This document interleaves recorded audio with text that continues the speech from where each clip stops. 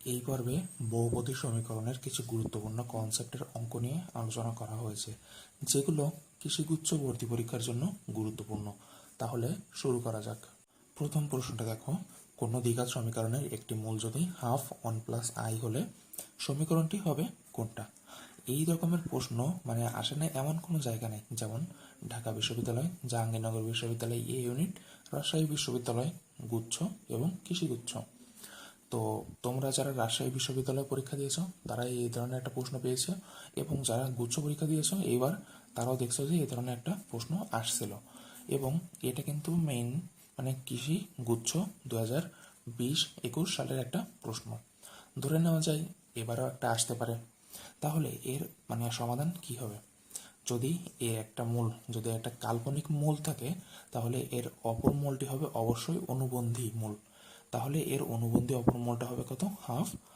1/2 এখন আমরা জেনারেল সূত্রতে আমরা বসায় দেবো x² মাইনাস দুইটা মূলের যোগফল half half plus 1/2 plus half minus 1/2 into x plus এই দুটার গুণফল, তখন এটা হবে 1/4 1 মাইনাস আই স্কোয়ার। তাহলে এটার অ্যান্সার কি হবে? x² মাইনাস এই দুটা যদি কাটা যায় তখন থাকবে minus 1/2 1/2 plus 1/2 1/2 plus 1/2 equal 1 x plus 1/4 into 1 minus I square কিন্তু -1, তাহলে মাইনাসে মাইনাসে প্লাস 1। তাহলে এটাকে যদি করা হয় তখন কি আসবে? x² মাইনাস এক্স প্লাস এই হাফ, তাহলে এটা আসবে 1/2। এর শেষে অবশ্যই 0 আছে, তাহলে এটাকে আমরা যদি সিম্পলিফাই করি তখন আসবে 2x² minus 2x plus 1 equal 0। তাহলে এই এই প্রশ্নটার উত্তর হবে কত? 2x² minus 2x plus 1। তাহলে এর মূল কথা কি? যদি একটা মূল কাল্পনিক হয় বা জটিল হয়, তাহলে এর অপর মূলটা হবে অবশ্যই অনুবন্ধী মূল। পরবর্তী দেখি, কোন শর্তে ax² plus bx plus c রাশিটি একটি পূর্ণবর্গ হবে? এই রাশিটা একটা পূর্ণবর্গ হবে যদি এর নিশ্চয়কের মান 0 হয়। এখন আমরা জানি কি ax² plus bx plus c equal 0। এই সমীকরণের নিশ্চয়কের মান কত হবে? b² minus 4ac equal 0। তাহলে এই রাশিটা পূর্ণবর্গ হওয়ার শর্ত হলো b² মাইনাস 4ac ইকুয়াল 0। তাহলে আমরা দেখি b² ইকুয়াল 4ac, তাহলে আমাদের b² ইকুয়াল 4ac আসে। তাহলে এর উত্তর হবে b² ইকুয়াল 4ac। আর এটা কিন্তু কৃষিগুচ্ছ 19-20 প্রশ্ন, তাহলে দেখছো এটা কিন্তু খুব একটা কঠিন না। পরবর্তীতে দেখি যে x² minus 5x plus c সমীকরণের একটা মূল যদি 4 হয় তাহলে c এর মান কত হবে? এটা কৃষিগুচ্ছ 19-20 একটা প্রশ্ন। এখন তোমরা জানো যে ax² plus bx plus c equal 0। এই সমীকরণের যদি দুইটা মূল আলফা এবং বিটা ধরা হয়, তাহলে এদের আলফা প্লাস বিটার মান হবে কত? x এর সহগ বাই x² এর সহগ, তার আগে মাইনাস, তাহলে মাইনাস b বাই a, এবং এই দুইটা মূলের গুণফল হবে কি? c by a। তাহলে দেখো এখানে একটা মূল কিন্তু দেওয়া আছে 4, তাহলে আমরা যদি একে যোগফল হিসাবে বিবেচনা করি তাহলে 4 প্লাস অপর মূলটা ধরলাম আলফা ইকুয়াল মাইনাস মাইনাস 5। তাহলে আলফার মান কত হবে? 1। তাহলে যদি আলফার মান যদি 1 হয়, তাহলে আলফা ইন্টু 4 অর্থাৎ 1 ইন্টু 4 এর মান হবে কত? 4। তাহলে এটা কিন্তু সি এর মান, তার কারণ এই দুটো হলো গুণফল। তাহলে এই সি এর মান হবে কত? 4। তো এটা কিন্তু -4 আছে, 4 আছে, এখানে কিন্তু জাস্ট 4 হবে। পরবর্তীতে দেখো x² মাইনাস 4x প্লাস 4 এর মূলদ্বয় আলফা ও বিটা হলে আলফা কিউব প্লাস বিটা কিউবের মান কত? কৃষিগুচ্ছ 20-21 সালের প্রশ্ন। এখন তার আগে কিন্তু অবশ্যই তোমাকে এই আলফা কিউব প্লাস বিটা কিউবের সূত্র বা অনুসিদ্ধান্ত জানতে হবে। তার আগে আমরা প্রথমে সূত্রটা অনুসিদ্ধান্তটা লিখি, alpha cube plus beta cube equal alpha plus beta এর whole cube minus 3 alpha beta into alpha plus beta. তাহলে দেখো এখানে কি কি লাগতেছে, আলফা প্লাস বিটা লাগতেছে এবং আলফা বিটা লাগতেছে। তাহলে এই দুইটা আমরা কোথা থেকে বের করব, এই দুইটা আমরা বের করব এই সমীকরণ থেকে। তো এই সমীকরণ থেকে আমরা যদি বের করি তাহলে কি হবে, আলফা প্লাস বিটার মান কত, মানে এক্স এ মাইনাস এক্স এর সহগ ভাগ এক্স স্কোয়ারের সহগ। তাহলে দেখো যে কত হবে, মাইনাস মাইনাস 4 ইকুয়াল 4 হবে এবং আলফা বিটার মান হবে কত, জাস্ট 4, কারণ এই যে 4/1 4। তাহলে আমরা যদি এখানে জাস্ট মানটা বসাই তাহলে 4 এর কিউব মাইনাস 3 ইন্টু 4 ইন্টু 4, তাহলে 4 এর কিউব করলে কত হয় 64 মাইনাস 3 4 12 4 12 48, এখন বিয়োগ করলে আসবে 16।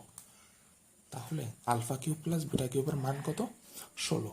তো এই ধরনের ক্ষেত্রে আমরা আলফা কিউব প্লাস বিটা কিউবের সূত্র বা অনুসিদ্ধান্ত আমাদের বের করতে হবে। এক্স কিউব মাইনাস এ এক্স স্কোয়ার প্লাস বি, এই সমীকরণের মূলত্রয় যদি আলফা বিটা এবং গামা হলে আলফা স্কোয়ারের মানে এর মডুলাসের মান কত হবে। তো এর আগে আমাদের জানতে হবে এটার মানে কি। তো এটার মানে হলো আলফা স্কোয়ার মানে কি, alpha square plus beta square plus gamma স্কোয়ারের যোগফল। তো এই তিনটা মূলত্রয়ের মানে বর্গের যোগফলের সমান। দেখো এই অঙ্কটা করার জন্য আমাদের সূত্র জানা লাগবে কি, alpha plus beta plus gamma এর হোল স্কোয়ারের সূত্র। তো এই সূত্রটা আমরা প্রথমে দেখি, alpha square plus beta square plus gamma square plus 2 into alpha beta plus beta gamma plus gamma alpha. তাহলে এখান থেকে আমাদের কি কি লাগবে, alpha plus beta plus gamma লাগবে এবং alpha beta plus beta gamma plus gamma alpha লাগবে। তো এখান থেকে আমরা যদি এই সমীকরণ থেকে আমরা যদি বের করি তাহলে আমাদের alpha plus beta plus gamma এর মান হবে কত, এ, এবং alpha beta plus beta gamma plus gamma alpha এর মান হবে কত, এটার মান হলো মাইনাস মানে মাইনাস প্লাস প্লাস এক্স এর সহগ ভাগ এক্স কিউবের সহগ। তাহলে এক্স এর সহগ কত, এক্স এর সহগ কিন্তু এখানে 0, তাহলে এটা আলটিমেটলি 0। তাহলে আমরা এখান থেকে যদি মানটা আমরা বের করতে চাই তাহলে কি হবে, alpha plus beta plus gamma এর whole square minus 2 into alpha beta plus beta gamma plus gamma alpha equal যেটা হবে সেটা। তো এখানে আমরা মান বসাই দিই তাহলে এর মান হবে কত, এ এর হোল স্কোয়ার মাইনাস 2 ইন্টু 0, তাহলে এর মান হবে কত, এ স্কোয়ার। তো এরকমভাবে যদি দেওয়া থাকে তাহলে কিন্তু আমাদের অনুসিদ্ধান্ত বা সূত্রগুলো অবশ্যই জানা লাগবে। পরবর্তীতে দেখি, a x square plus B x plus c সমীকরণের মূলদ্বয় যদি আলফা বিটা হলে 1/আলফা ইন্টু 1/বিটা মূল বিশিষ্ট সমীকরণ কত হবে। তো আমরা তো জানি যে মূলদ্বয়ের গুণফল এবং যোগফল লাগে অবশ্যই। তাহলে আমরা যদি এটাকে আগে সিম্পলিফাই করি তাহলে alpha beta alpha plus beta, এবং এটা যদি গুণ করা হয় তাহলে 1/আলফা বিটা। তো আমাদের এখান থেকে আলফা কমা বিটা মানে আলফা বিটা এবং আলফা প্লাস বিটার মান বের করা লাগবে। তাহলে এই সমীকরণে আমরা যদি আমরা বের করি তাহলে আলফা প্লাস বিটার মান কত, মাইনাস বি, এবং আলফা বিটার মান কত, c b by a, c by a. তো আমরা এখানে সিম্পল মানে সূত্র দিয়ে বসাতে দেবো এক্স স্কোয়ার মাইনাস এটা হবে alpha beta into x plus 1/আলফা বিটা ইকুয়াল 0। জাস্ট এইখানে মানটা বসায় দিতে হবে। তো x square minus alpha plus বিটার মান কত, মাইনাসে মাইনাসে প্লাস হয়ে যাবে, তাহলে বি বাই এ ইন্টু এখানে আলফা বিটার মান হলো মানে যেহেতু উল্টে যাবে সেহেতু এটা হবে প্লাস 1/আলফা বিটার মান কত, মানে এ বাই সি। জাস্ট আমি একবারে উল্টাই দিয়েছি আর কিছু না। তো এখান থেকে যদি আমরা বের করি তাহলে লসাগু হবে C, C x square plus B X, এখানে একটা এক্স ছিল সেই এক্স প্লাস এ ইকুয়াল 0। তাহলে এর মান হবে কত, c x square plus B x plus a equal 0 plus B x plus a equal 0। তাহলে একটা জিনিস খেয়াল করো, যদি সাধারণ মূল যদি আলফা বিটা হয় এবং যদি 1/α অর্থাৎ গুণাত্মক বিপরীত যদি মূল বিশিষ্ট সমীকরণ বের করতে পারে, তাহলে একটা শর্টকাট কি, এখানে সি চলে যাবে এ এর জায়গায় এবং এ চলে যাবে সি এর জায়গায়, অর্থাৎ এই দুইটা ইন্টারচেঞ্জ করবে এবং এখানে বি মাঝখানে যেটা আছে সেটাই মানে সেই একই জিনিসটাই থেকে যাবে। যেটা এখানে দেখো সি গেছে এ এর জায়গায় এবং এ আসছে সি এর জায়গায়, তাহলে এই শর্টকাট হলো এটা। পরবর্তীতে দেখো, তোমরা যারা রাজশাহী বিশ্ববিদ্যালয় সি ইউনিটে পরীক্ষা দিয়েছো তারা অবশ্যই মানে এরকম একটা প্রশ্ন পেয়েছো। তো এই ধরনের সমীকরণের মূল মানে সমীকরণের মূল্য যদি সমান হয় তাহলে কোনটা সঠিক হবে। তো এই ধরনের ক্ষেত্রে আমরা প্রথমে সিম্পলিফাই করব, কারণ সিম্পলিফাই না করলে আমরা মানে এর নিশ্চয়কের মানটা বের করতে পারবো না। C X plus B X square equal 0। তো এই সমীকরণের মূলদ্বয় সমান হলে, তাহলে মূলদ্বয় সমান মানে কি, তাদের B square minus 4ac equal 0। তো এটা কিন্তু নিশ্চয়ক। তাহলে এই সমীকরণের ক্ষেত্রে পি স্কোয়ার কোনটা হবে, C square minus 4 into B into 1 equal 0। এই সমীকরণের ক্ষেত্রে আমরা এটা বের করলাম। তাহলে সি স্কোয়ার ইকুয়াল 4b। তো এর মান হবে এটা। তো মূলদ্বয় সমান, তারপরে মূলদ্বয়ের মানে সমান হলে বা মানে কত হলে পূর্ণবর্গ হবে, এই ধরনের ক্ষেত্রে অবশ্যই মানে আসে এই রকমের মানে বহুপদী সমীকরণে এরকম প্রশ্ন আসে। পরবর্তী দেখো, কোনো একটা সমীকরণের মূলদ্বয় যদি 3x square plus 2x minus 1 equal 0 এবং এই সমীকরণের মূলের বিপরীত চিহ্ন বিশিষ্ট হবে। তো আগে আমরা করছি কি, গুণাত্মক বিপরীত, তাহলে এটা কিন্তু দেওয়া আছে যোগাত্মক বিপরীত। তাহলে জাস্ট এখানে আমরা কি করব, মূলদ্বয় যা আছে অর্থাৎ এখানে এক্স এর মান যদি আমরা মাইনাস বসাই দিই, তাহলে 3 minus x square plus 2 into minus x মানে মাইনাস 1 ইকুয়াল 0। আর কিছু না, জাস্ট এক্স এর জায়গায় আমরা মাইনাস এক্স বসাই দেবো। তাহলে কত হবে, 3x square minus 2x minus 1 equal 0। তাহলে এর উত্তর হবে কোনটা, C x square minus 2x minus 1। তো এটা কিন্তু যোগাত্মক বিপরীত, আর আগেরটা আমরা করে আসছিলাম গুণাত্মক মানে বিপরীত এটা। পরবর্তীতে দেখি, p x square plus cube x plus r সমীকরণের একটি মূল অপরটির বিপরীত হবে। তাহলে আমরা যদি সমীকরণের একটা মূল যদি আলফা ধরি, তাহলে এর অপর মূলটা হবে কত, 1/α। তো এইখানে দেখো যদি আমরা গুণ করি তাহলে কিন্তু আমাদের সুবিধা হয়।